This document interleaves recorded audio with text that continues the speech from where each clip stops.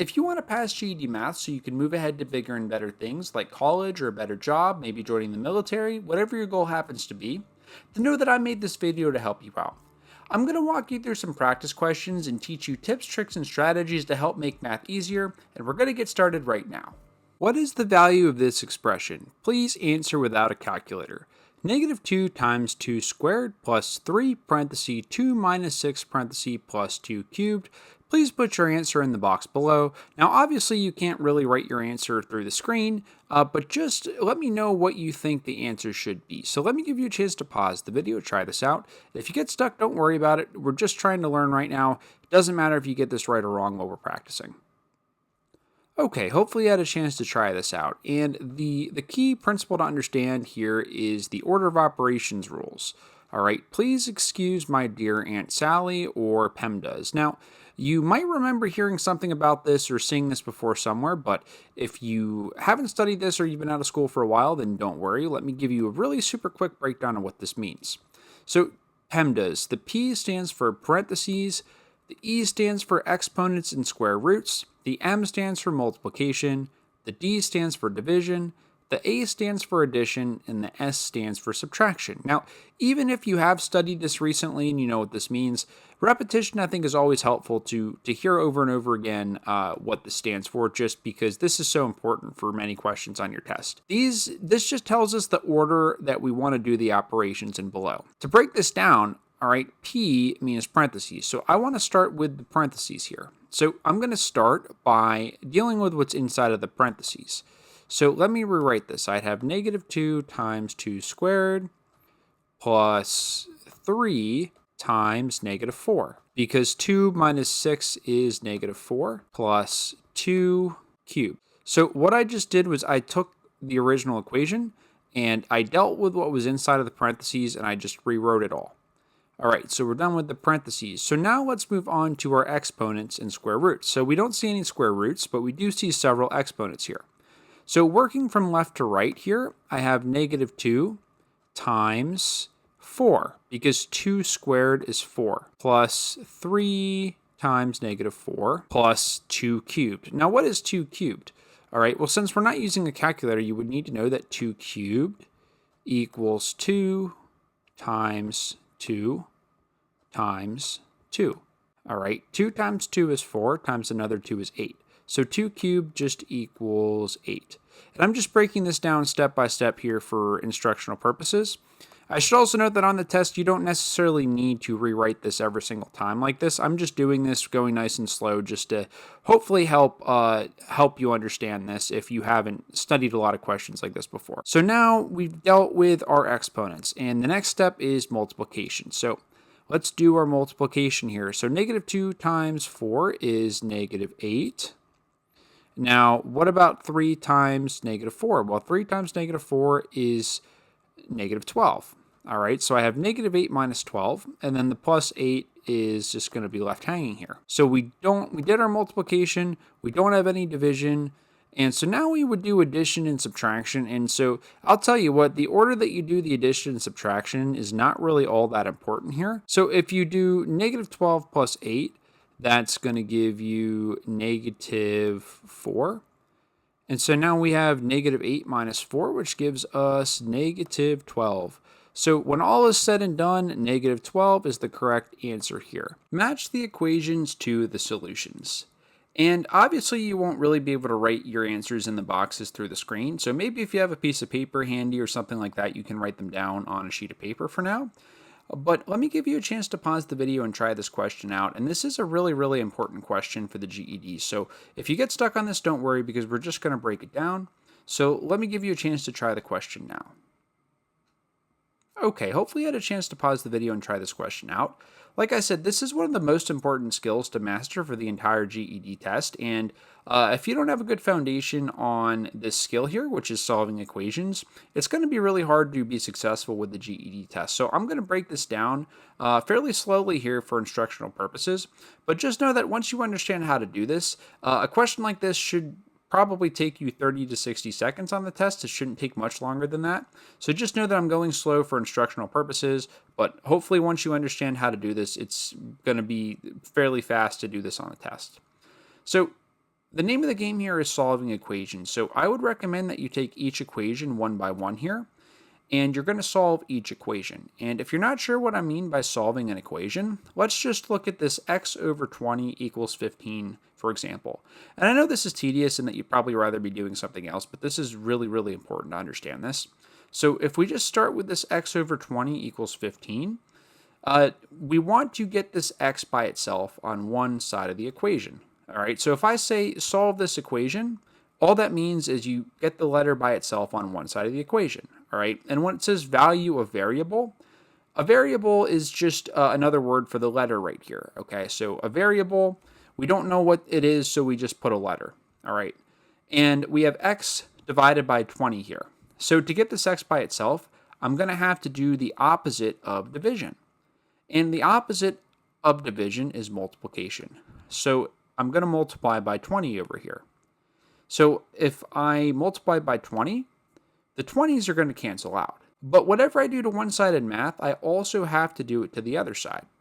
So I'm going to have to come over here to this 15, and I'm going to have to multiply 15 by 20 as well. And so if I do 15 times 20, that equals 300.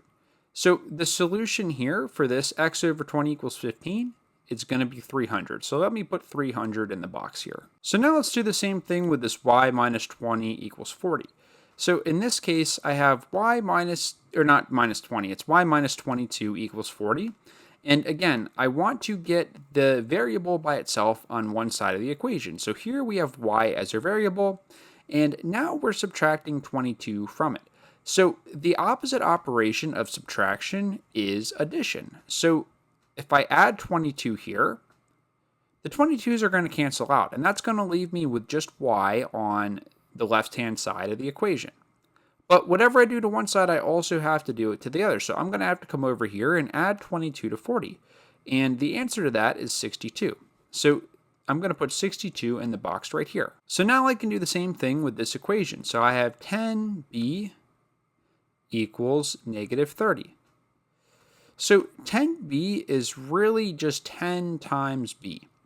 And the opposite of times is division.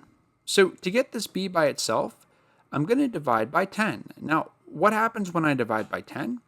The 10s are going to cancel out, and that's going to leave me with just b, which is what I want. But remember, whatever we do to one side, we also have to do it to the other side as well. So negative 30 divided by 10 just gives me negative 3. So b is equal to negative 3. So let me put negative 3 in the box here. And since 25 is left over here, you probably already know 25 is going to be the answer here, but let's just go over this just for repetition's sake. And like I've said before, I'm breaking this down slowly for instructional purposes because I know that everyone watching this is going to be at different levels with their GED studying. And I'm taking my time here because this is a really important skill, but really it's just a matter of looking at each equation and saying, hey, x over 20 equals 15. I've got to do 15 times 20. Put that in your calculator. Put the answer in the box. Look at the next question. Y minus 22 equals 40. Hey, I have to add 40 and 22. Do that in your calculator. Put the answer in. It's really that fast. And so right here, I've got 100 plus a equals 125. So what's the opposite of addition? That is subtraction. So I subtract by 100. The hundreds cancel out. Whatever I do to one side, I also have to do it to the other. And if I do 125 minus 100, a is going to equal 25. All right. So hopefully this all makes sense. If not, I would highly recommend either rewinding and rewatching this again, or I have a video on solving equations that, I go over a lot more examples than I do here. I'll try to remember to put a link to that down below. I think that would be really helpful. But this is a really important skill for the GED test, and I really can't stress that enough. I'm excited to announce that this video's champion shoutout goes to Shirley, who says, I'm 53 years old, so if anyone is out there wondering if you can do this, you most definitely can. You just have to be willing to put in the hard work.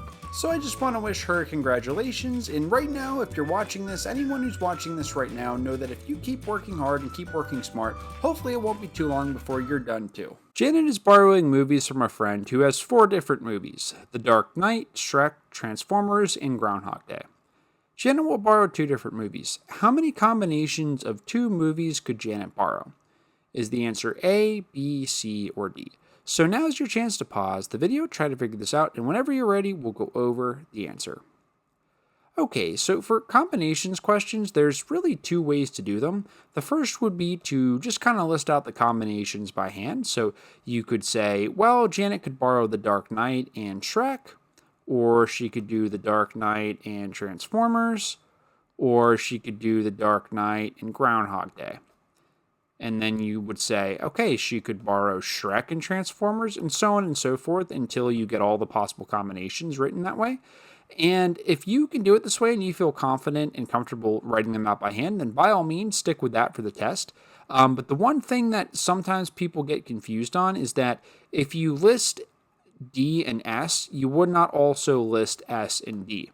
Okay, so really the same is true for anything here. So if you list Shrek and Transformers, you don't also want to do Transformers and Shrek, because with a combinations question, order doesn't matter. Okay, so just keep that in mind. That's one really easy way to mess up a question like this if you're writing them out by hand.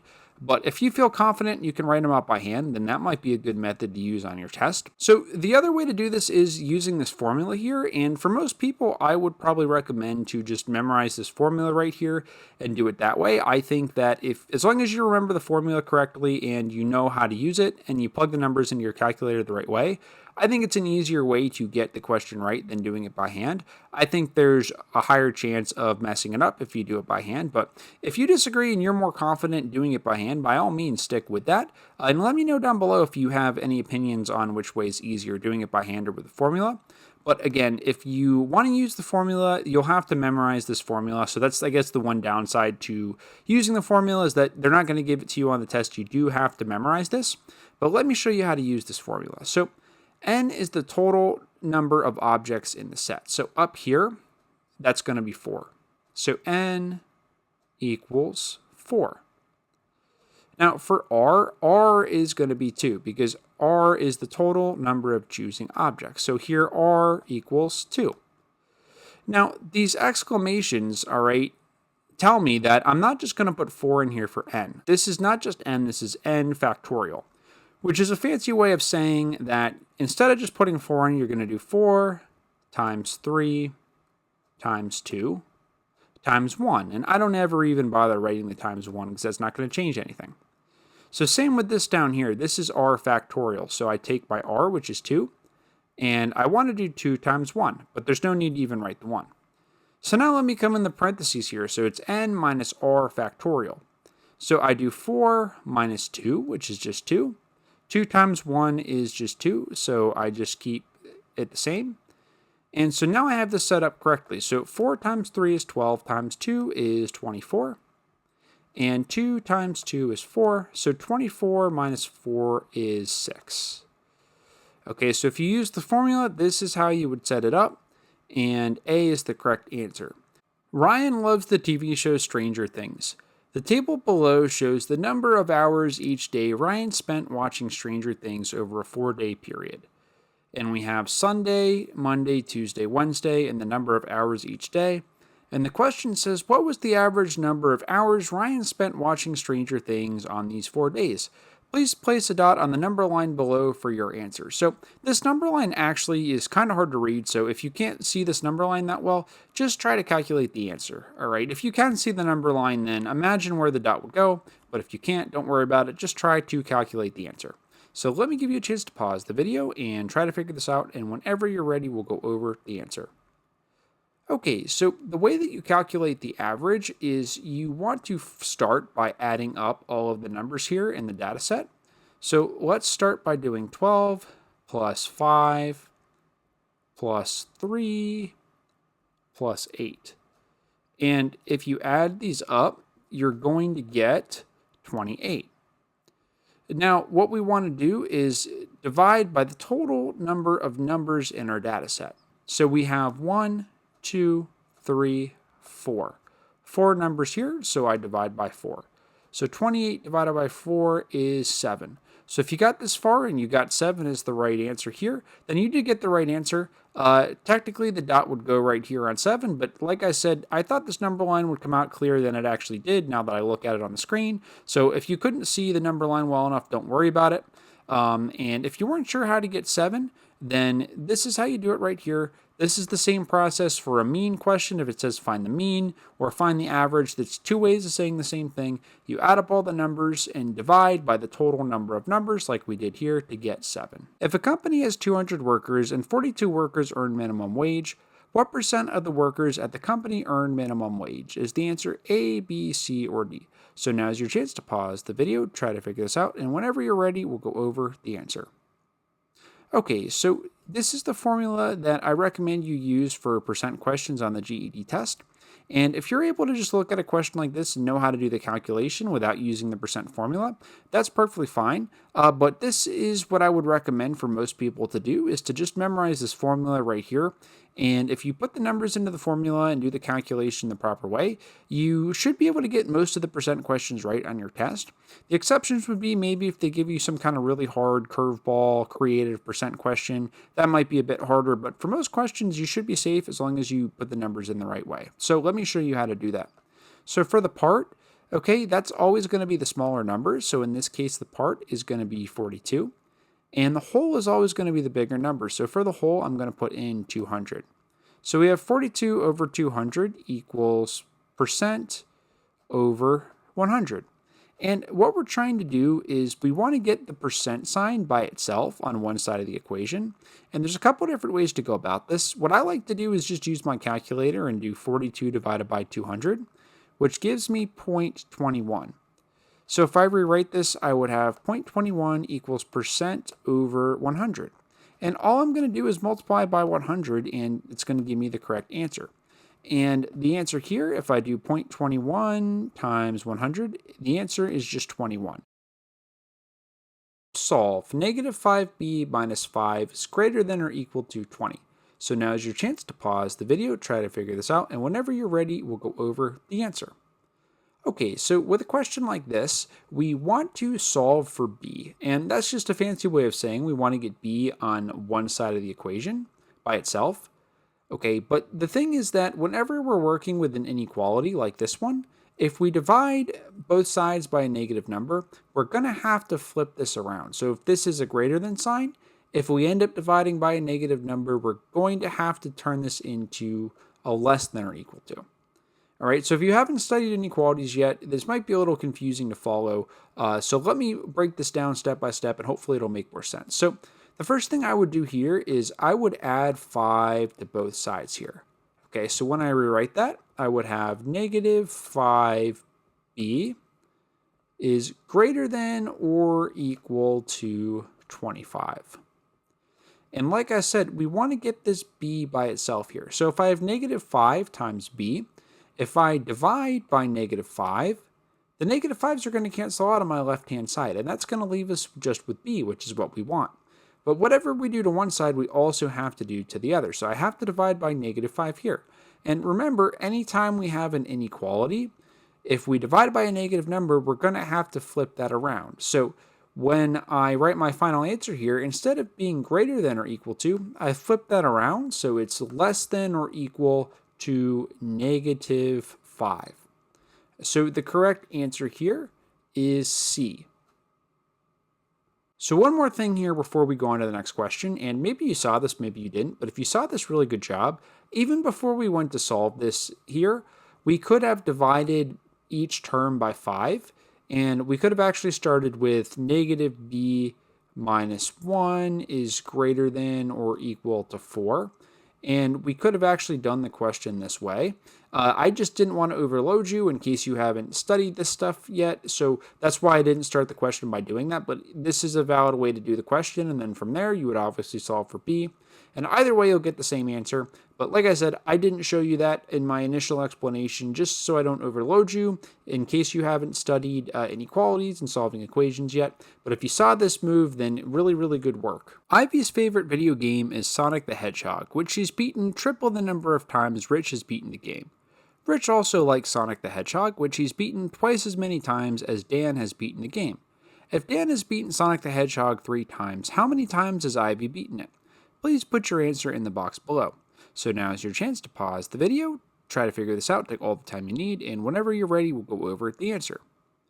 So the way I like to approach a question like this is just by writing out all the information that we have, And we know right off the bat here that Dan has beaten Sonic 3 times. So I'm going to write D equals 3.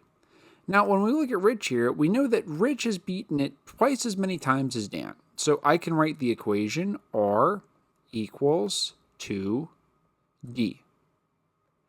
Now, down here, let me talk about how many times Ivy beat the game, and let's write that as an equation too. So Ivy beat it triple the number of times Rich has beaten it. So I can say I equals 3R. And what I want to do is find the number of times Ivy beat the game. So in other words, I am trying to figure out what is the value of I. So there are different ways to look at this. What I think is a way that makes sense would be to use the fact that Dan beat it 3 times, and we can use this to figure out the value of R. So if I take the fact that R equals 2D, and in place of D, I substitute 3, we would see that Rich beat the game 6 times. Now, all I have to do is come into this formula, I equals 3R, and put a 6 in. So if I have I equals 3R, all I'm really doing is doing 3 times 6 here, okay, which is 18. So we know that Ivy beat the game 18 times. Jane has several bills to pay off. If Jane wants to pay off the bills in order from smallest to largest, in what order will Jane pay off her bills? And we see we've got a chart here and we've got answer choices A, B, C, and D. So now's your chance to pause the video, try to figure this out, and whenever you're ready, we'll go over the answer. So one thing that I want you to remember for ordering questions is always double check that you're reading the question the right way. And it sounds like common sense right now, and it really is common sense, but you'd be surprised by how easy it is when you get in there to the test taking situation and that timer's ticking down and you've got all that stress to read it too fast and try to rank the numbers in order from largest to smallest when it's really asking you to do it from smallest to largest. And again, I know it sounds like common sense right now, but anything can happen in the test and it's really easy to just get going too fast and read something the wrong way. So always, always, always for an ordering question, just stop and make sure that if it says smallest to largest, that you're actually ranking the numbers from smallest to largest.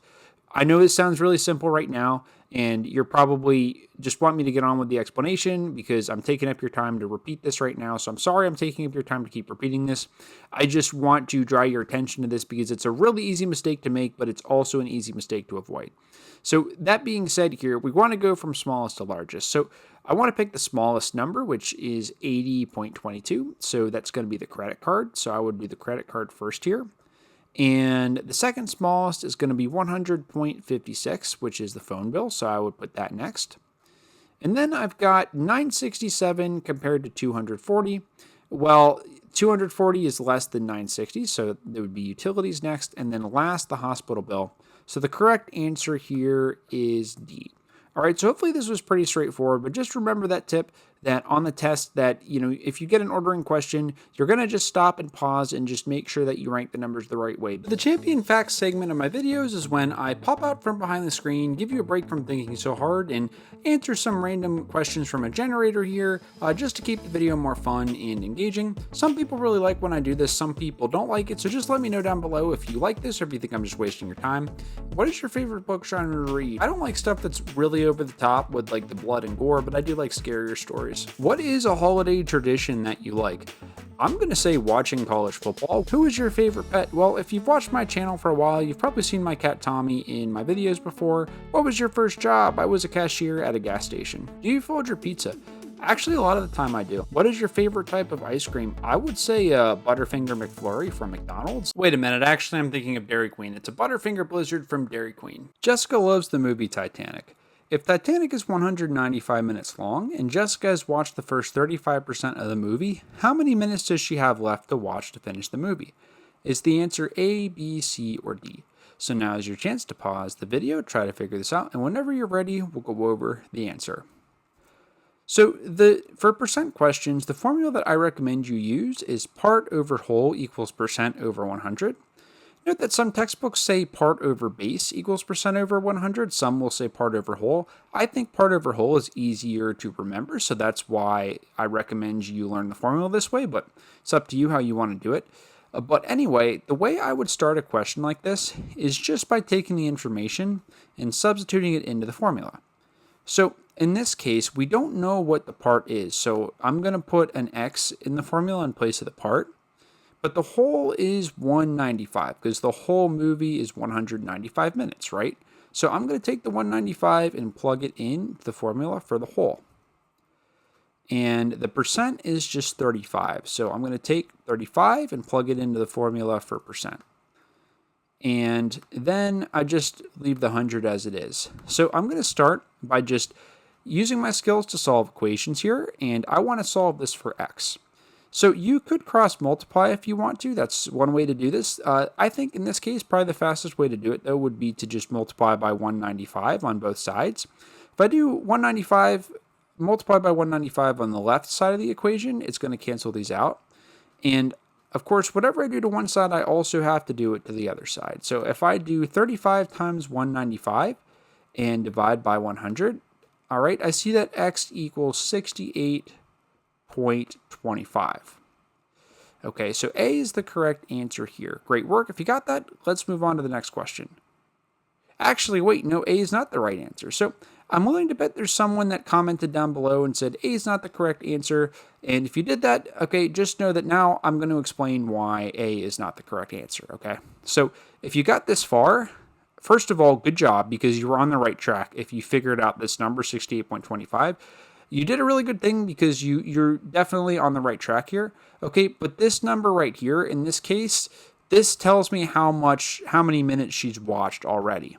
Okay, so there's a little bit of a twist to this question. So, this percent formula for a lot of the cases on the test, if you just plug the numbers into this formula, that's going to be enough to get you the right answer. But, they might throw some creative curveball percent questions at you. So I'm just trying to get you ready for that. So in this case, we don't want to know how many minutes she's watched already. We want to know how many minutes does she have left to finish the movie. Okay, so this number right here, this is just the minutes that she's watched so far. So what we have to do to find out how many minutes she has left is you could do 195 minus 68.25 because we want to know how many minutes she has left. So there's a little bit of a curveball here, but the real answer here is B, okay? And there's another way to do this question here too. So let me just back up here, and if this way makes more sense to you, that's fine. But the other way to do it would be to set it up the same way. So the part here is going to be X, and the whole is going to be 195.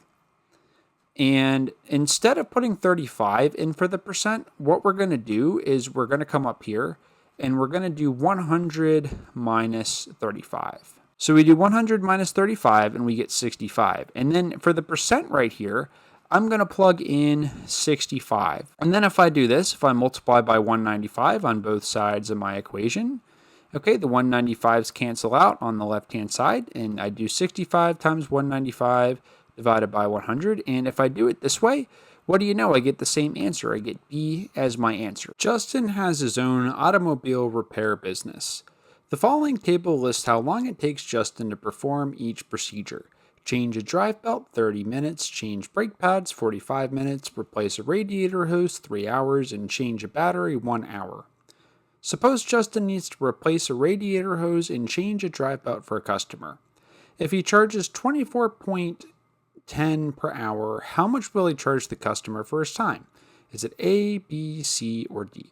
So as you know by now into the video, I'm going to give you a chance to pause the video. So now is that time. And whenever you're ready, just unpause the video and we'll go over the answer. Okay, thank you for sticking with me so far into the video. So in this case here, he needs to do a radiator hose, replace the radiator hose and change a drive belt. So it tells us that he can change a drive belt in 30 minutes and he can replace the radiator hose in 3 hours. So we've got the 3 hours, and we have to add to that the 30 minutes. And 30 minutes is half an hour, all right? And half equals 0.5. So again, 30 minutes equals half an hour, half equals 0.5. So it's going to take him 3.5 hours to do both of the repairs according to this chart right here, okay? Now, is this how it would go in real life? Who's to say? But for the purposes of the question based off of the chart, it would take him 3.5 hours to do the job. So now what we want to do is we just want to set up the questions that the units cancel. And if you're not sure what I mean by units, let me show you. So it's going to take him 3.5 hours, okay? And we know that per 1 hour, he charges $24.10. So let me put the 24.10 right here. And it's 24.1, not 25.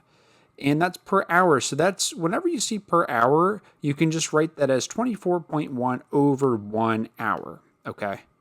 And so see how I have this set up here so that the hours are going to cancel out. Okay, hopefully this makes sense. So essentially what I'm going to do is do 3.5 times 24.1, and the answer's going to be A. So A is the correct answer here. Now it's time for me to reveal this video's Champions Challenge question. And if you're new to my channel, first of all, welcome. In most of my videos, I pick out what I think is the hardest question, and I call that the Champions Challenge question. So let me know in the comments down below if you think this question is the hardest one in the video, or was there a question that was harder? If the area of a circle is 64 pi, what is its diameter? Is the answer A, B, C, or D? And just to save you some time, I wrote the formula for the area of a circle right here for you. It's A equals pi r squared, but just know that for your test, you'll want to look this up on the formula sheet. So now's your chance to pause the video, and whenever you're ready, just unpause the video and we'll go over how to do this question. Okay, so there's a lot to learn from this question here, whether you got it right or wrong. And the first move I would make is I'm going to take this 64 pi, and I'm going to plug it into the formula for the letter A. And if you're wondering what that means, don't worry, let me show you. So I'm going to take this formula and I'm going to rewrite it, but instead of writing A, I'm going to write 64 pi. And the reason I can do that is because we're told that the area of the circle is 64 pi. So I now have 64 pi equals pi r squared. Now, since we have a pi on both sides of our equal sign, I can just simply cancel these pi's out. And that lets me rewrite this as 64 equals r squared. And what I want to do here is I want to try to figure out what r equals, okay, because r is the radius. If I can find the radius, I can use that information to give me the diameter. So this is a really common type of scenario that causes confusion for a lot of people, and I've seen this many times over the years, students confused about how to find r in a situation like this. And the most common mistake I see is that students will try to do this. They'll do 64 and they'll try to square it here. And if you did that, absolutely don't feel bad, because I've seen many people do that over the years. I just want to point this out so you'll know how to do it so you can fully maximize your score on the test. So in this scenario here, rather than trying to square it, what you really want to do is take the square root. And if I take the square root of 64, that is just simply 8. And if I take the square root of r squared, that is going to give me r, which, okay, we're done. The answer is A, right? But no, not so fast. This just tells me the radius, all right? So 8 equals the radius. But remember, the question is asking what is the diameter. Okay, so if you haven't studied circles yet for the GED test, then I'm going to give you a really quick crash course here. And this does not look like a circle at all. This looks like a fruit or something. So, just pretend this is a circle. Okay, for the purposes of explanation here. Now, basically, if I were to measure the whole distance across this circle, all right, that would be the diameter. But if I were to just measure halfway across the circle, that would be the radius. So in other words, the diameter is equal to 2 times the radius. So if I know that 8 equals the radius, if I double this, I get the diameter. Okay, so 8 times 2 is 16. So 16 is going to be the diameter. So the correct answer here is C, 16. Important thing to know, especially when you get a fraction and you don't see that fraction listed as one of the answer choices, is to reduce that fraction. You can do it with your calculator or you can do it by hand. 4% questions, the word of often comes before the number you're going to put into the formula for the whole. Do a calculation in your calculator twice to make sure you didn't hit the wrong button.